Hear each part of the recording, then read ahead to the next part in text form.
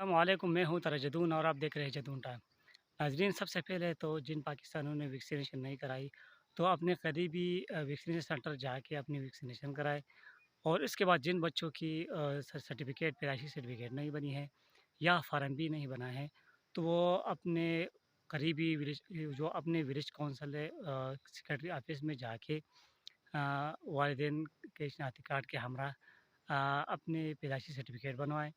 इसके बाद अपने करीबी नादरा दफ्तर जाके वालिदैन में से एक का होना लाज़मी है और वहाँ से अपना फ़ार्म भी बनवाएँ।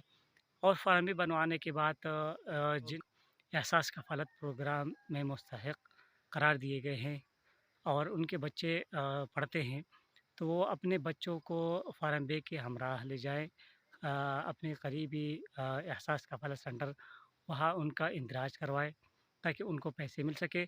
और इसके अलावा आपको पता है कि मुस्तक़बिल करीब में यानी महीने डेढ़ महीने बाद जो जिन बच्चों यानी लोगों की उम्र 18 साल से कम है, यानी बच्चे हैं, उनकी वैक्सीनेशन शुरू होने वाली है। तो इसके लिए ज़रूरी है कि उनका फ़ार्म भी हो। और इसके अलावा वैक्सीनेशन के अलावा भी फ़ार्म भी ज़रूरी है, क्योंकि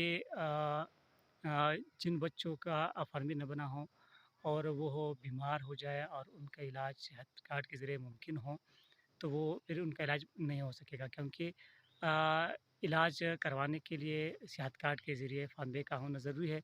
तो इसलिए ये यानी वैक्सीनेशन के लिए भी ज़रूरी है। और बच्चों की जो है जो सेहत कार्ड के ज़रिए अगर वो इलाज करवाना चाहे, तो उसके लिए भी ज़रूरी है। ये इन्फॉर्मेशन यानी ये मालूमात मैं आपको एक बार फिर रिपीट करता चलूँ। नंबर एक ये कि सबसे पहले अपने करीबी विलेज काउंसिल सेक्रेटरी दफ्तर में जाके बच्चों की पैदाइशी सर्टिफिकेट बनवाएँ। सर्टिफिकेट बनवाने के बाद अपने करीबी नादरा दफ्तर जाके अपने बच्चों के फ़ार्म भी बनवाएँ। फ़ार्म भी बनवाने के बाद अगर कोई एहसास कफ़ालत प्रोग्राम में मुस्तहिक़ करार दिया गया है, तो वो अपने बच्चों के जो है अपने बच्चों का वो इंदराज करवाएँ ताकि वो उनको पैसे मिल सकें, अगर वो पढ़ रहे हों तो। आज के लिए इतना ही। मुझे ताज़ा तर्जुदीन को इजाज़त दीजिए। अल्लाह हम सब का हामी नासिर हो।